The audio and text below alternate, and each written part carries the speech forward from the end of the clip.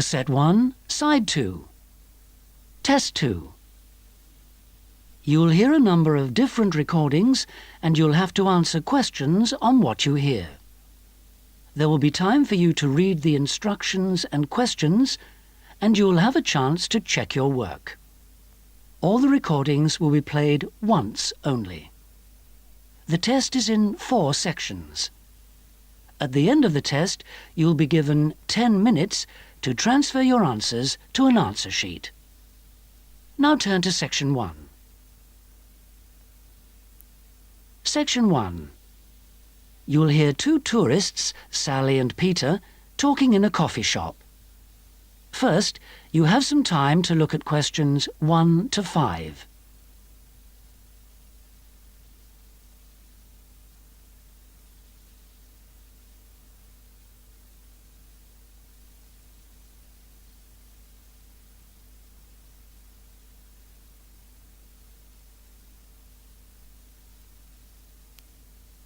You'll see that there is an example that has been done for you.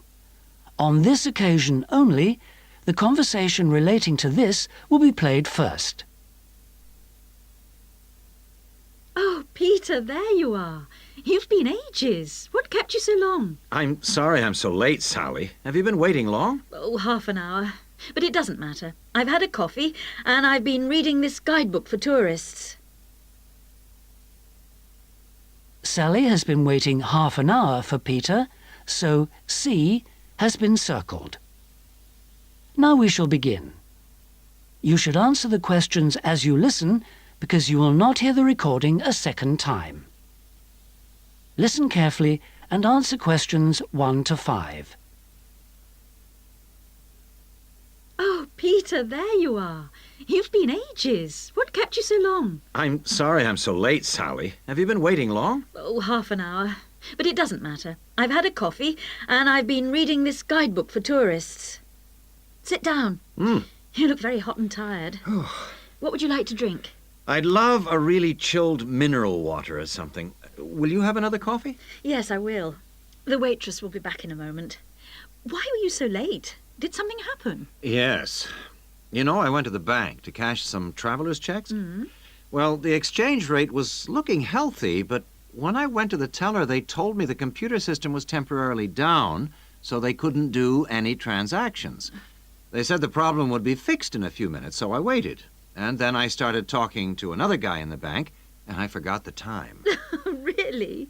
Someone you met in the bank? Does he work there? No, he was a tourist from New York. His name's Henry, and he's been here for a week, but he's moving on to Germany tomorrow. He's an architect, and he's spending 4 weeks traveling around Europe. Just like us? Yeah, just like us.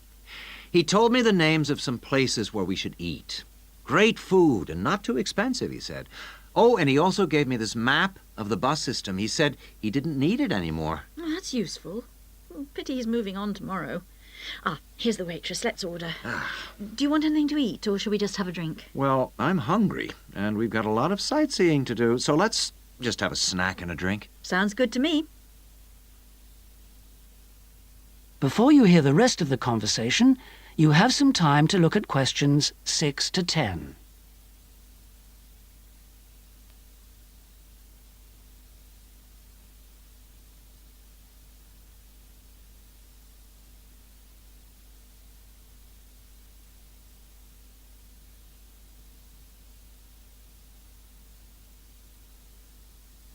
Now listen and answer questions 6 to 10.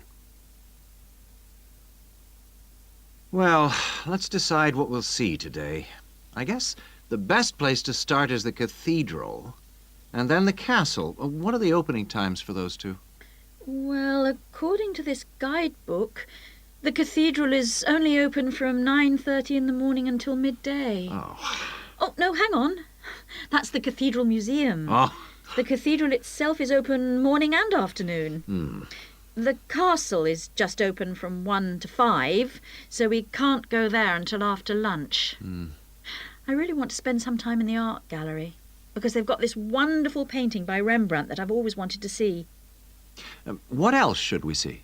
Well, the guidebook says the botanical gardens are worth spending some time in, and they're open all day from 8 to 6, so we can go there any time.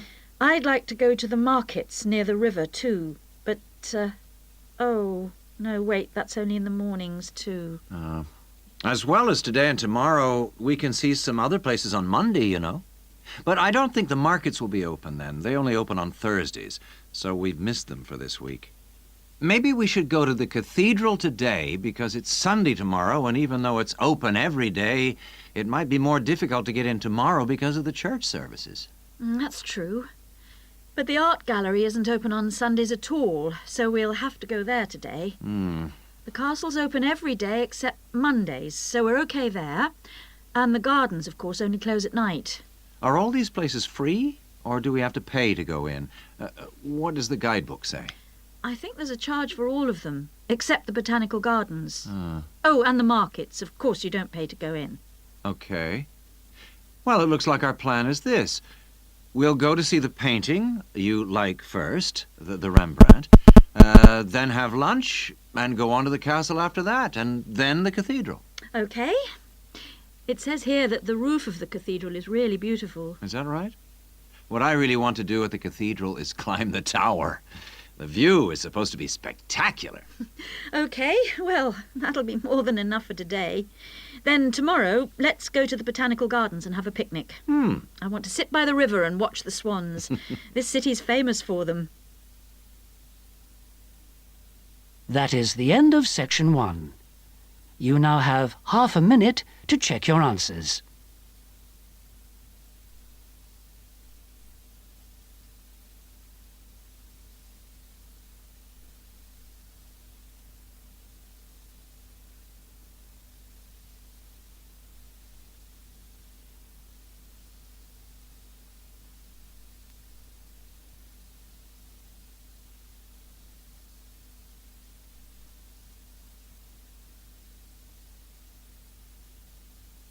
Now turn to section 2.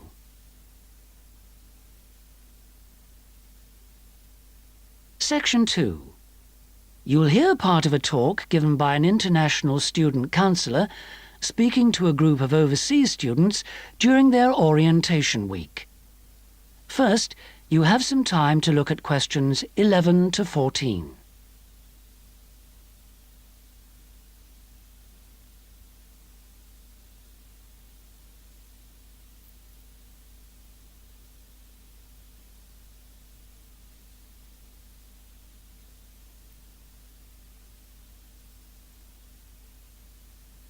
Now listen carefully and answer questions 11 to 14.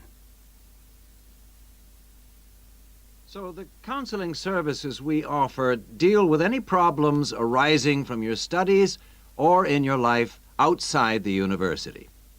Let's take academic counseling.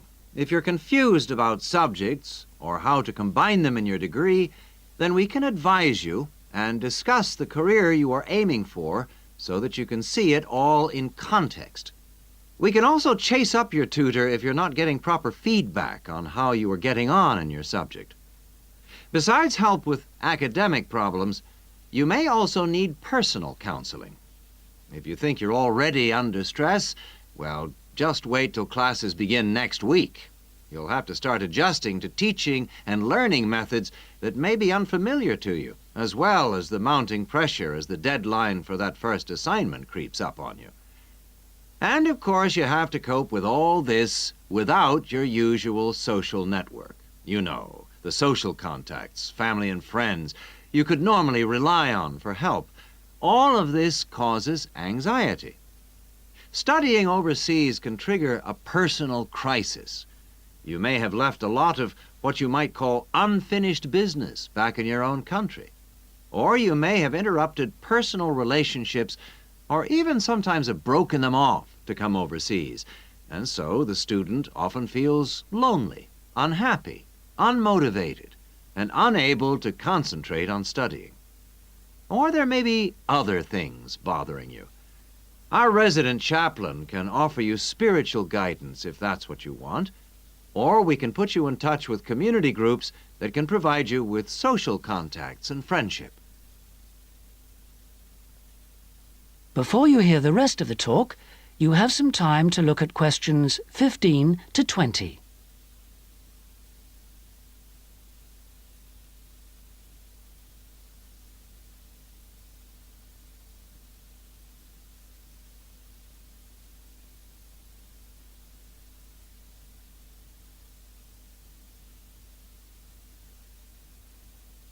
Now listen and answer questions 15 to 20. What about exam stress? It affects nearly everyone to some extent, but especially overseas students like yourselves. There may be a huge amount of family pressure on you to succeed. And if you fail a subject or drop out of a course because it's too difficult, then your self-esteem can suffer. But it's not the end of the world if you don't pass an exam. I had to resit first-year anthropology, so I can certainly offer you a sympathetic ear. Anyway, exam failure can lead to worrying changes in the way you normally behave. You may also be off your food, or you may have dietary problems because the local food is not to your liking and upsets you, and this can affect your health and studies. Glenda Roberts is our dietitian in the health service, and we can put you on to her. And we all have money problems, don't we? But remember, full-time students can get a low-interest loan of up to $600 to buy books and for similar study-related expenses. That's right. And you can get double that amount if you can't afford an item of equipment you need for your course, a musical instrument, for example. And it doesn't stop there. When you move into a flat, starting up expenses, including furniture for it, can be covered by a loan through the welfare service. See Jill Freeman for details. Can we help you? Well, last academic year, in spite of staff cuts, we counseled 240 international students for a total of 2,600 hours counseling. And finally, we won all but just one of the 12 appeals that we launched on behalf of students. Not too bad for an understaffed service, don't you think? That's all from me. Thank you. That is the end of section 2. You now have half a minute to check your answers.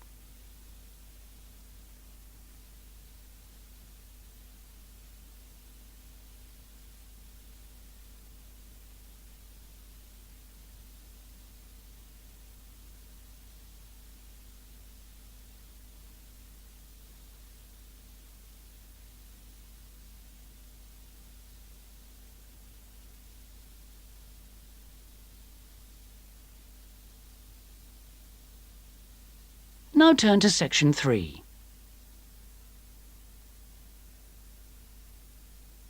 Section 3. You'll hear 3 friends discussing an assignment they're going to work on together. First, you have some time to look at questions 21 to 26.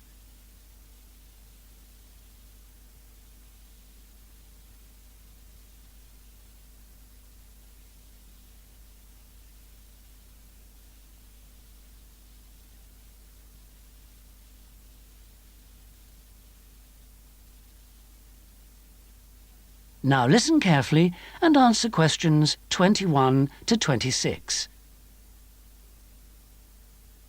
Oh, there you are. Good. Sorry I'm a bit late. There was a long queue. So, have you worked out how to deal with this assignment then? Not yet. We've only been here a couple of minutes ourselves. Can you just remind me what the task is exactly? Well, there are three parts to it. First, we've got to write an essay about ways of collecting data. Then... What's the title of the essay exactly? I've got it here.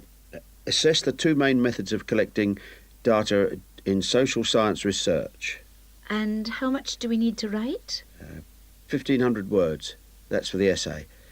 Then for the second part of the assignment, we have to choose one method of data collection and carry out a small-scale study, making appropriate use of the method chosen to gather data from at least 5 subjects.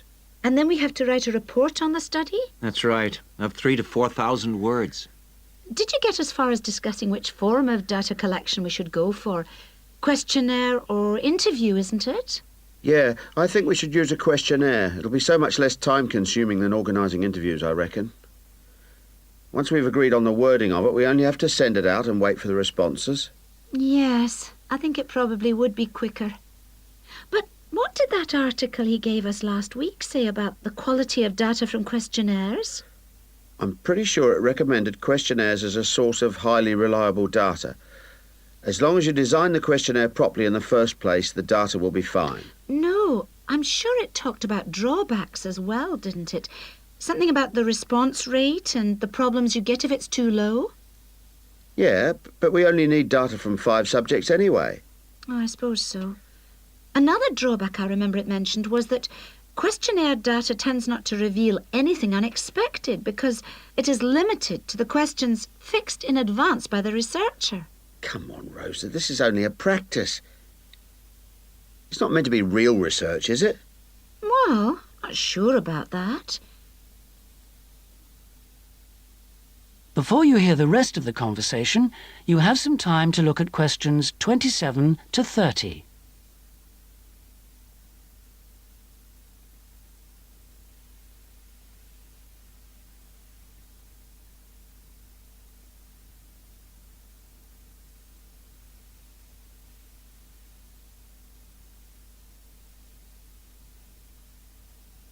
Now listen and answer questions 27 to 30.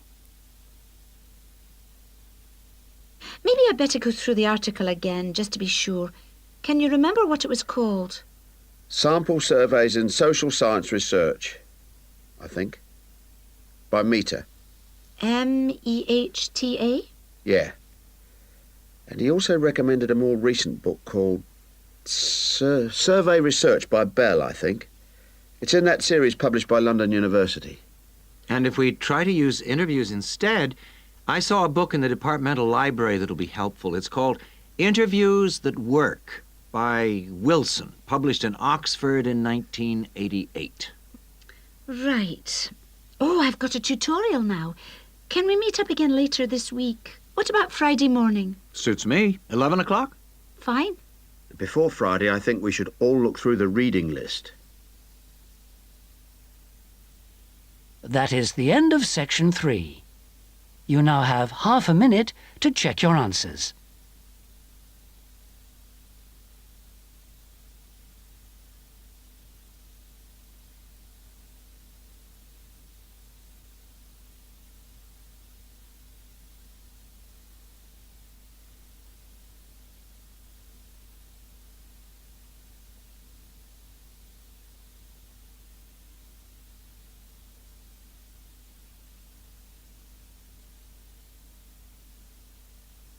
Now turn to section 4.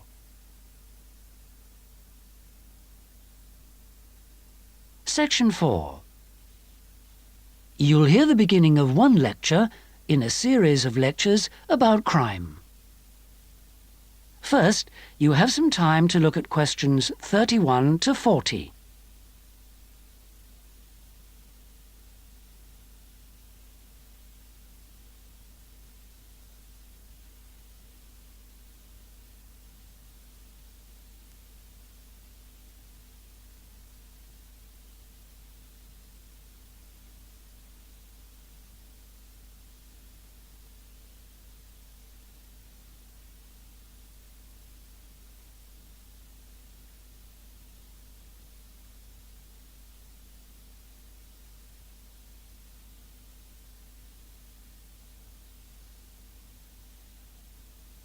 Now listen and answer questions 31 to 40.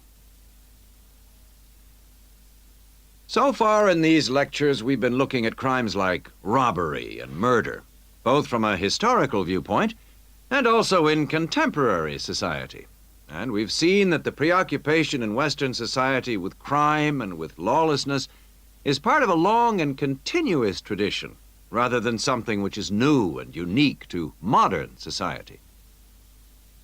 But over the past 70 years or so, there has been a massive increase in one type of crime, which is what's known as corporate crime. Corporate crime is crime which, as the name suggests, is connected with companies, with business organizations. It includes illegal acts of either individuals or a group within the company. But what is important is that these acts are normally in accordance with the goals of the company. They're for the good of the company rather than the individual. It's been defined as, quote, crime which is committed for the corporate organization, the company, not against it, unquote. So crimes like theft by employees, things like embezzlement or fraud against one's actual employer are excluded according to this definition. The employees may be involved, but they're acting in the first place for the company. They may not even realize they're committing a crime. Or they may realize, but they feel it's excusable because it's policy. Or because otherwise they may lose their jobs. So here really we're talking about the links between power and crime. Now this is one area that much less is generally known about than conventional or traditional crime. It has been relatively ignored by the mass media. For example, it tends to be underreported in comparison with conventional crime in news broadcasts and in crime serials and films and so on. They very rarely deal with corporate crime. And it also tends to be ignored in academic circles. There's been far more research on conventional crime and far more data is available. There are several reasons for this lack of interest in corporate crime compared with other types of crime. It's often very complex, whereas with conventional crime, it's usually possible to follow what's going on without specialist knowledge. As well as this, whereas conventional crime usually has a lot of human interest, corporate crime often has much less. The third reason, and possibly the most significant one, is that very often the victims are unaware. They think their misfortune is an accident, or that it's the fault of no one in particular. They're unaware that they've been victims of a crime. So when we look at the effects of corporate crime, we may find it's very difficult to assess the costs. But these costs can be very considerable in both their economic and social aspects.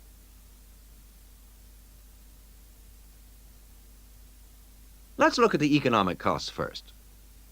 For example, if a company is producing fruit juice and it dilutes its product so that it's just a little below the concentration it should be, many millions of people may be paying a small amount extra for their carton of orange juice. Now, small amounts like this may seem insignificant for individual customers, too small to worry about. But for the company, this deception might result in massive illegal profit. However, all studies of corporate crime agree that the individuals are in fact deprived of far more money by such crime than they are by conventional crime like robbery and theft. In addition to this, we have to consider the social costs of corporate crime, and these are again very difficult to assess, but they are considerable. They're important because they can undermine the faith of the public in the business world, and also, more importantly, because the main group of people they affect are in fact not the richer sections of society, but the poorer.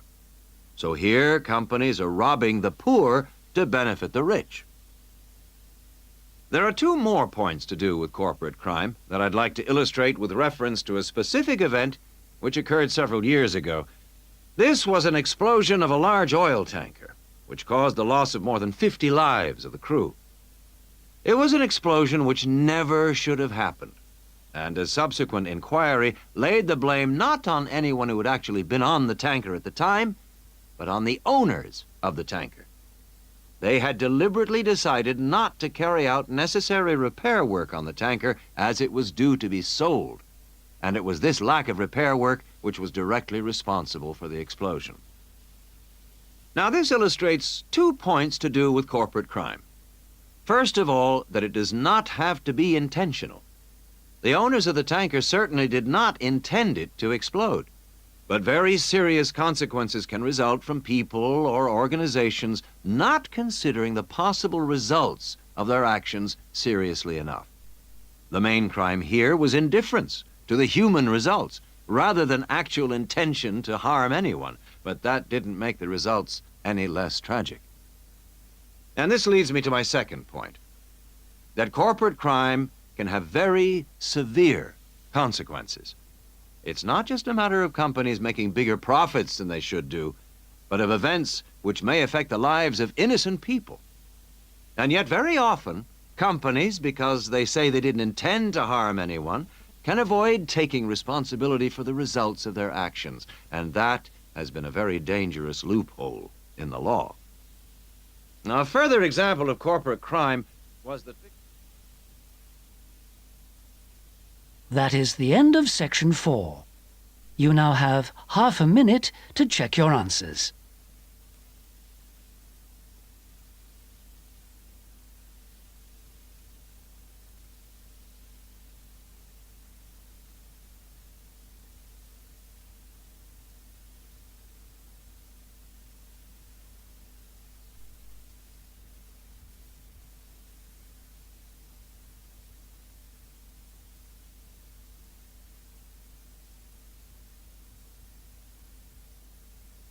That is the end of the listening test.